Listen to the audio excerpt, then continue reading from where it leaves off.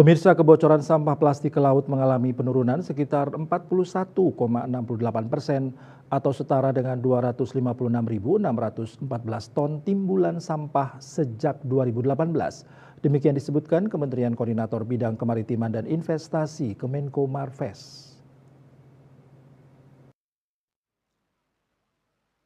Dalam diskusi yang diadakan Badan Riset dan Inovasi Nasional BRIN diikuti daring di Jakarta, Asisten Deputi Pengelolaan Sampah dan Limbah Kemenko Marves, Rofi Alhani menyampaikan pada 2018 terdapat kebocoran 615.675 ton sampah ke laut. Telah terjadi penurunan 256.614 ton dengan data olahan Tim Koordinasi Nasional Penanganan Sampah Laut TKN PSL menunjukkan jumlah kebocoran sampah plastik pada 2023 mencapai 359.061 ton.